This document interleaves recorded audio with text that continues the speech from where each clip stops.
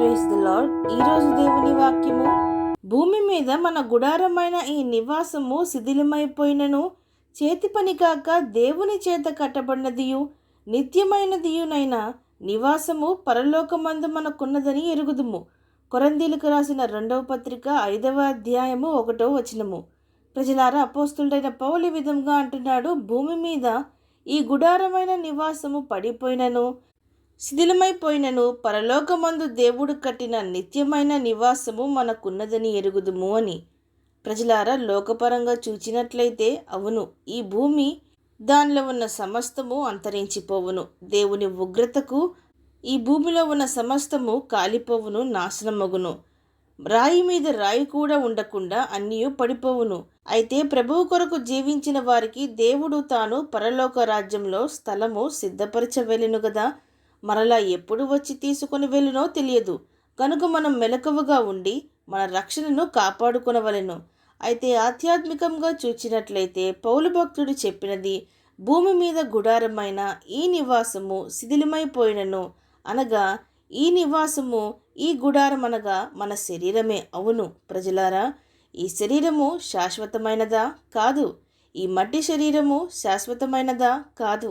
దినదినము మనము పెరుగుచూ ఉన్నాము, క్రొత్త సంవత్సరంలోనికి అడుగుపెట్టుచున్నాము అని అనుకొందుము గాని భూమి మీద మన ఆయుష్ తగ్గిపోవచ్చున్నది, మనము వృద్ధాప్యమునకు మెల్లగా దగ్గరవుచున్నాము అని గ్రహింపము. వృద్ధులమైపోవచ్చున్నాము, పెద్దవారమైపోవచ్చున్నామని కూర్చొని బాధపడనక్కర్లేదు కానీ దేవుని కొరకు మనము సరి అయిన జీవితమును జీవించుచున్నామా లేదా అని చూచుకునవలెను. ప్రజలారా, దినదినము మన బాహ్య శరీరము కృషించిపోవచ్చున్నది కదా.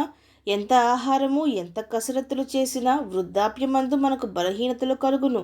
ఎందుకనగా మన వయస్సు ఈ భూమి మీద అంతవరకే పరిమితమై ఉన్నది.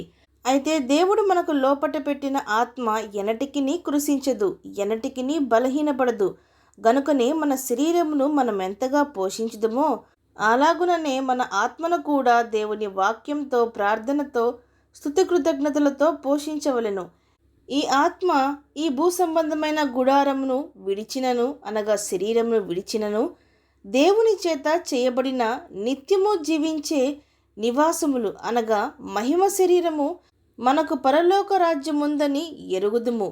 వాటిని మనము ధరించుకొందుమని పౌలు భక్తుడు అంటున్నాడు. ప్రజలారా, మహిమ శరీరము, దేవుడిచ్చు మహిమ శరీరము, దానికి మరణము ఉండదు, నొప్పియు బాధ ఉండదు, రోగము బలహీనత ఏమీ ఉండదు. గనుక మనము అట్టి రాజ్యము కొరకు, అట్టి శరీరము కొరకు ఎదురు చూస్తూ ఓపికతో ఈ లోకంలో పరిశుద్ధులుగా, దేవునికి ఇష్టలుగా జీవించవలెను. ఈ దేహంలో నివసించుచున్నంత కాలము దేవునికి దూరంగా ఉన్నామని ఎరిగియుండి ఎల్లప్పుడూ ధైర్యము గలవారమై ఉన్నాము అని పౌలు భక్తుడు అంటున్నాడు. అనగా దేవుడు మాకు నిత్య జీవమును, మహిమ శరీరములు సిద్ధపరిచియున్నాడు అని, ధైర్యము కలిగి ఉన్నాము అని. కాబట్టి ప్రజలారా, దేహమందున్నను దేహము విడిచినను మన ప్రభువైన యేసుక్రీస్తునకు మనము ఇష్టలుగా ఉండవలెను.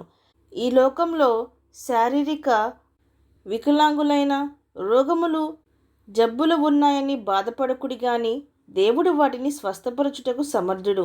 అయినను దేవుడు మనకిచ్చే ఆ మహిమ శరీరముల కొరకు ధైర్యంగా విశ్వాసము కలిగి ఉందాం, నిరీక్షణ కలిగి ఉందాం. అవును అన్నవారు నాతో పాటు ప్రార్థనలో ఏకీభవించండి. ప్రార్థన. పరిశుద్ధుడా, ప్రేమగల తండ్రి, ఈరోజు మీరిచ్చిన ఈ వాక్యమును బట్టి మీకు స్తోత్రములు దేవా. ఈ లోకంలో మేము వికలాంగులుగా పుట్టామని, తీరని రోగము వ్యాధితో ఉన్నామని కృంగిపోక, మా దేవుడు స్వస్థపరిచినను స్వస్థపరచకపోయినను ఈ లోకంలో ఈ దేహంతో దేవుని యందు విశ్వాసముంచి ఆయనను మహిమపరిచి పరలోకంలో దేవుడిచ్చు నూతనమైన నిత్యమైన నివాసములైన మహిమ శరీరములు గూర్చి ధైర్యంగా ఎదురు చూచుటకు, వాటిని పొందుకొనుటకు మా ప్రతి ఒక్కరికి సహాయము దయచేయమని ప్రార్థిస్తూ, సమస్త మహిమాగంతులు మీకే చెల్లిస్తూ ప్రభువైన యేసుక్రీస్తు నామమున అడిగి వేడుకొంచున్నాం పరమ తండ్రి. ఆమేన్.